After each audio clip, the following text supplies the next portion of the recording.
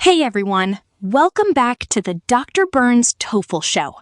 Today, we're talking about the TOEFL Academic Discussion task, and specifically, how to answer it the right way. We're going to practice with a real ETS-style question. Will people work less in the near future? This kind of topic, technology and its impact on society, is something ETS loves to test, so this is definitely worth your time. But before we jump into the question, I need to clear up a really common misunderstanding. This is something that hurts a lot of students, even strong writers. A lot of students think they need to analyze or evaluate the two students' opinions in the prompt. Others try to combine their ideas with the students' ideas. Don't do that. Seriously. If you do this, your score will not be high. And honestly, some templates online actually encourage this mistake, which makes things worse. So what should you do? Let's simplify it. In this task, you'll see a professor introduce a topic, and then two students give their opinions, usually different or even opposite opinions. Then you get your instructions, and ETS is very clear. You need to do two things. First, give your opinion and support it. Second, contribute your own idea to the discussion.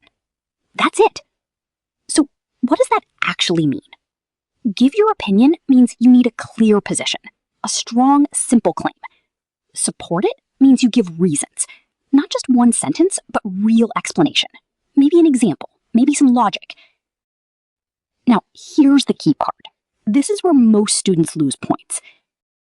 Your idea must be your own. Yes, you can say you agree or disagree with a student, but after that, your reason needs to be different, new, original. You are not summarizing them. You are not evaluating them. You're adding something new to the conversation. Think of it like this. You're joining a discussion, not writing a report about what other people said. All right, now let's talk about time, because you only have 10 minutes. First tip, go straight to the question. The professor's introduction, honestly, most of it is just background. You can skim it, but don't spend time trying to use those ideas. That won't help your score. The real question is usually at the end. Find it fast. Next, figure out what type of question it is. Is it a yes-no question? Like, will people work less in the future? That's a binary question, only two sides. Or is it more open, with multiple possible answers? If it's binary, the two students will usually represent both sides. Your job is simple. Pick a side. Now, how do you respond? You've got two good options. Option 1, agree with a student, but give a different reason. Option 2, disagree and explain why. Either way, your reason must not repeat what the student already said. This is where you need to think for yourself. Take a few seconds, decide your position, and come up with one or two strong reasons. Write them down quickly. Then, when you write, focus mostly on your ideas. Your examples, your explanations, your logic, that's what your score depends on. Don't spend time summarizing the students. Don't analyze them. It's not necessary, and it actually lowers your score. All right, now that we've got that clear, let's work on this question. Will people work fewer hours in 20 years? Let me show you exactly how to approach it. This is a binary question, which means there are only two possible answers, yes or no. Now, let's quickly look at what the students say. Claire says yes. Her idea is that society will become richer, so people won't need to work as much. Paul says no. He argues that the economy is very competitive, so companies will continue to push employees to work long hours. Okay, those are their ideas. Now, remember, whether you agree with Claire or Paul, your reason must be different from theirs. So let's build some stronger original ideas. If you agree that people will work fewer hours, what could your reasons be? One strong reason is increased productivity from technology, especially AI and automation. Another good reason is the growing importance of work-life balance. People are starting to value their personal lives more than before. Now, when you're composing your own response, you actually have a few flexible strategies. First, you can begin by mentioning Claire. For example, I agree with Claire. But you don't have to. You can also give your opinion directly without mentioning her at all. Second, even if you agree with Claire's position, you don't have to agree with her reason. This is a really powerful strategy. You can say, Claire is correct that people will work fewer hours, but her reason is not convincing. Then you introduce your own stronger reason. Another strategy is simpler. You agree with Claire's idea, and you add your own reason as an additional point. So to summarize, you have two strong options. Agree with Claire, but challenge her reason and replace it with your own. Or agree with Claire and add a new original reason. Both approaches work, as long as your idea is clear and clearly explained. All right, now let's turn those ideas into real responses. I have 4 sample responses that argue for a shorter work week. The first 3 use technology as the primary reason, though they differ in their structure. The first agrees with the position, but disagrees with the student's specific reasoning, presenting a different cause instead. The second agrees with both the position and the reason, while offering an additional supporting factor. The third ignores the student's prompt entirely to build its own case. Finally, the fourth response focuses on the original reason provided, the increasing importance of work-life balance. Agree with Claire, but disagree with her reason. Replace it. I agree with Claire that people will work fewer hours in the future.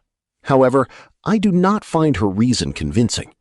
Becoming richer does not necessarily reduce working hours, as many wealthy individuals continue to work long hours due to ambition and competitive pressures. Instead, I believe the main reason will be increased efficiency driven by technological advancements. In recent years, tools like ChatGPT have significantly reduced the time required for many tasks. For example, office workers no longer need to spend hours writing routine reports or responding to basic emails, since AI can now handle these tasks quickly and accurately. As these technologies continue to develop, employees will be able to complete the same amount of work in far less time. As a result, companies will have less need to require long working hours, which will naturally lead to shorter workdays in the future. Response 2. Agree with Claire and add a new reason. I agree with Claire that people will work fewer hours in the future. While increasing wealth may play a role, I believe a more important reason is the rapid advancement of technology, which is making work far more efficient. Over the past century, technological progress has consistently reduced the need for human labor. For instance, automation in manufacturing has already decreased the workload for many workers. Today, this trend is accelerating with the development of AI tools such as ChatGPT, which can perform tasks like data analysis, writing, and customer support in a fraction of the time. Because of these improvements, employees will be able to finish their tasks much faster than before. Consequently, companies will likely reduce working hours, since maintaining long workdays will no longer be necessary to achieve high productivity. Response 3. No mention of student. I believe that people will work fewer hours in the future because technological advancements are making work significantly more efficient. In recent years, tools like ChatGPT have already begun to reduce the time required for many routine reports. For example, office workers can now generate reports, analyze data, and respond to emails much faster with the help of AI. This allows them to complete tasks that once took hours in a much shorter time. This trend is not limited to office jobs. Automation has already reduced working hours in industries such as manufacturing, and similar changes are now spreading across many other fields. As technology continues to improve, workers will be able to maintain or even increase productivity while spending less time on their tasks. For this reason, it is likely that companies will gradually reduce working hours, since long workdays will no longer be necessary to achieve high levels of output. Response 4. No mention of student. I believe that people will work fewer hours in the future because work-life balance is becoming a top priority. In the past, older generations often put their careers first, even if it meant sacrificing their health or personal happiness. Today, younger generations, like millennials and Gen Z, are changing this mindset. They care more about having time for family, hobbies, and personal growth. This shift is also supported by the idea that working less can actually make people more productive.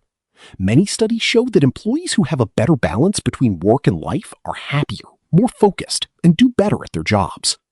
Because of this, some companies are already starting to change. For example, Microsoft has tried shorter work weeks and found that employees were more productive and satisfied. As both people and companies continue to value balance and efficiency more, shorter working hours will likely become the norm in the future. All right, now let's look at the other side, why work hours might stay the same instead of going down. First, technology, and more specifically, constant connectivity. Today, people are always connected to work through the internet. Because of that, we get what's called the work creep effect. You send one quick email, reply to one message, check one notification, and suddenly you're working outside of normal hours. Each task feels small, but together they quietly extend your workday. Now, here's another issue, visibility. In remote or hybrid jobs, people often feel like they need to stay online to prove they're working. Being available all the time becomes a way to show commitment. So even without strong competition, people still end up working longer hours. And there's one more important factor, income inequality. Even though technology has increased productivity, most workers haven't benefited from shorter hours. Instead, companies often use automation to reduce jobs. And when people lose stable jobs, they don't work less. They often work more, taking multiple part-time or gig jobs just to earn enough. So now, when you write your response, you've got a few solid options. You can agree with Paul and then add your own reason, like constant connectivity. Or you can take a different approach. You can disagree with the idea that more wealth leads to less work and use income inequality to explain why that's not always true. And finally, you don't even have to mention the students at all. You can just present your own clear, independent argument. Next, I'll show you exactly how to turn these ideas into strong sample answers. Response 1. Agree with Paul plus add reason. I agree with Paul that people will not work fewer hours in the future. In addition to global competition, which he mentions, I believe that constant connectivity through technology is another major reason why people continue to work long hours.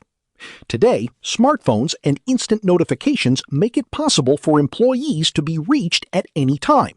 Because of this, it is difficult to maintain a clear boundary between work and personal time. Even after official working hours, many people feel pressure to respond to emails or messages immediately. This issue is even more noticeable in remote or hybrid jobs, where employees often feel the need to stay online to prove they are working. Being constantly available becomes a way to show commitment to their employers. This always-on culture blurs the boundary between work and personal life, which keeps working hours long. Response 2. Disagree with Claire, use income inequality. I disagree with Claire and do not believe that increased wealth will lead to shorter working hours. While it is true that overall wealth and productivity have increased, the benefits are not shared equally. In many cases, most of the gains go to a small group of very wealthy individuals, while the majority of people see little improvement in their living conditions.